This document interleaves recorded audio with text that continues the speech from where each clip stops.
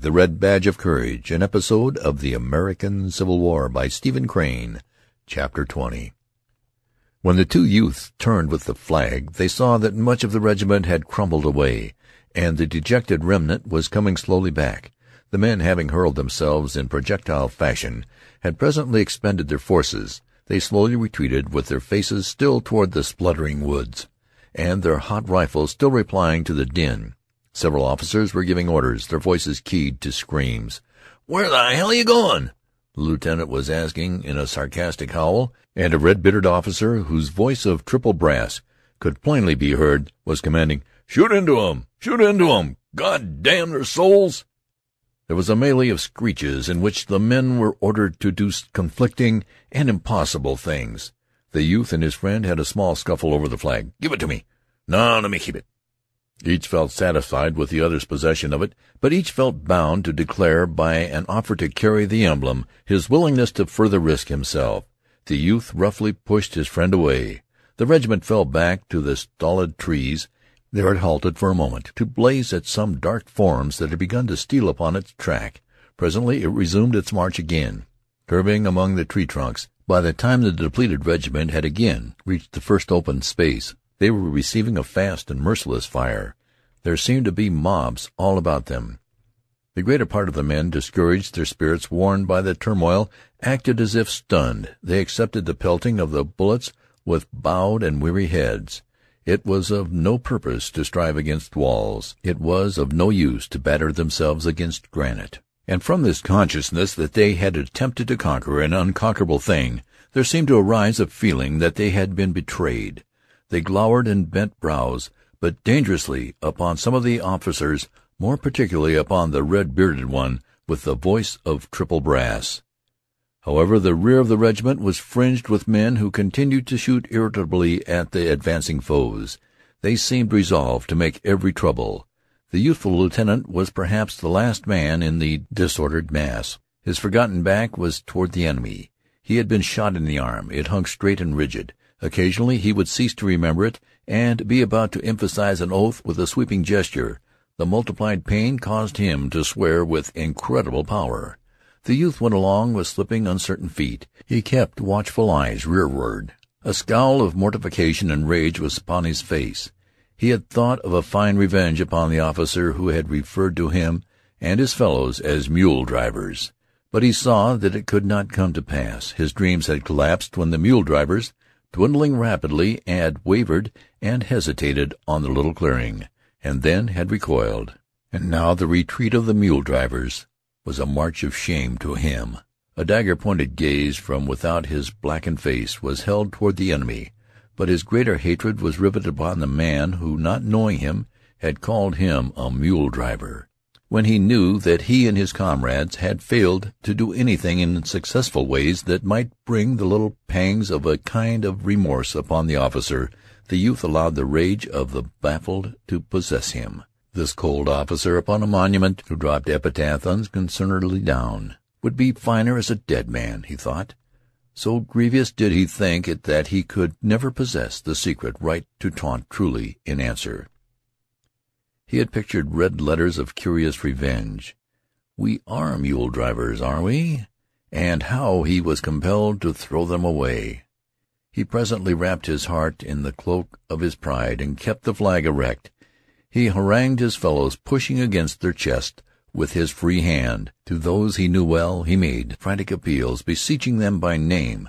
Between him, the lieutenant, scolding, and near to losing his mind with rage, there was felt a subtle fellowship and equality. They supported each other in all manners of hoarse, howling protests. But the regiment was a machine run down. The two men babbled at a forceless thing. The soldiers, who had heart to go slowly, were continually shaken in their resolves by a knowledge that comrades were slipping with speed back to the lines. It was difficult to think of reputation when others were thinking of skins. Wounded men were left crying on this black journey. The smoke fringes and flames blustered always. The youth, peering once through a sudden rift in a cloud, saw a brown mass of troops, interwoven and magnified until they appeared to be thousands. A fierce-hued flag flashed before his vision. Immediately, as if the uplifting of the smoke had been prearranged, The discovered troops burst into a rasping yell, and 100 flames jetted toward the retreating band. A rolling gray cloud again interposed as the regiment doggedly replied. The youth had to depend again upon his misused ears, which were trembling and buzzing from the melee of musketry and yells. The way seemed eternal. In the clouded haze men became panic-stricken with the thought that the regiment had lost its path and was proceeding in a perilous direction. Once the men who headed the wild procession turned and came pushing back against their comrades, screaming that they were being fired upon from points which they had considered to be toward their own lines. At this cry a hysterical fear and dismay beset the troops. A soldier who heretofore had been ambitious to make the regiment into a wise little band that would proceed calmly amid the huge appearing difficulties suddenly sank down and buried his face in his arms with an air of bowing to a doom.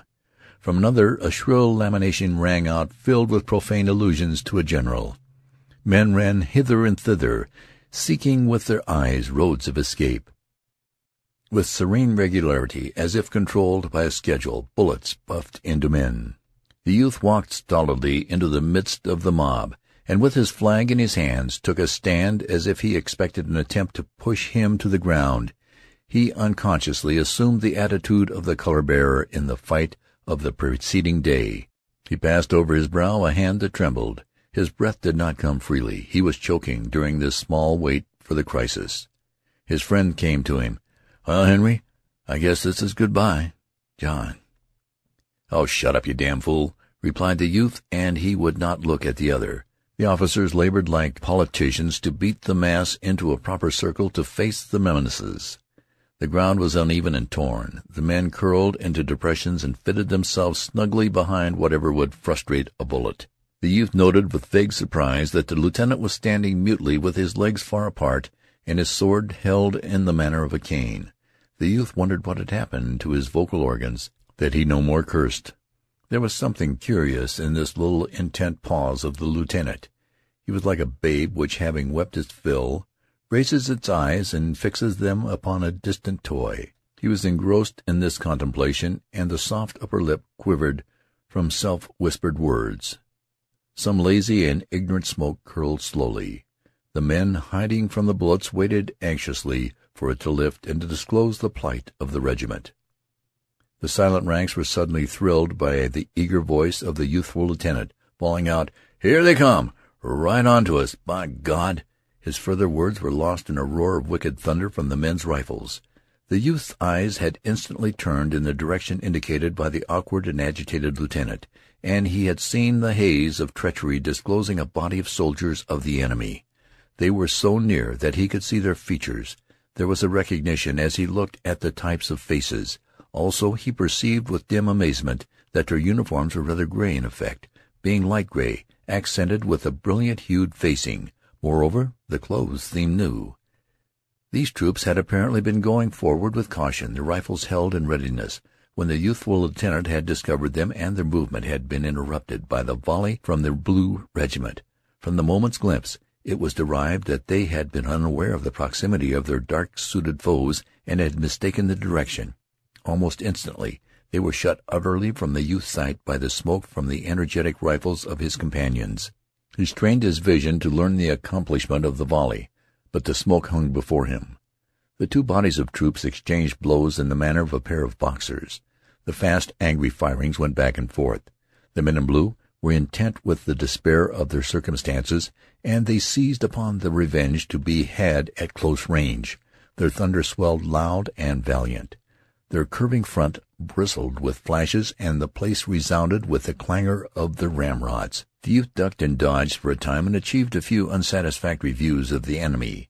There appeared to be many of them, and they were replying swiftly. They seemed moving toward the Blue Regiment, step by step. He seated himself gloomily on the ground with his flag between his knees. As he noted the vicious, wolf-like temper of his comrades, he had a sweet thought that if the enemy was about to swallow the regimental broom as a large prisoner, it could at least have the consolation of going down with the bristles forward. But the blows of the antagonist began to grow more weak. Fewer bullets ripped the air, and finally, when the men slackened to learn of the fight, they could see only dark, floating smoke. The regiment lay still and gazed. Presently some chance whim came to the pestering blur, and it began to coil heavily away.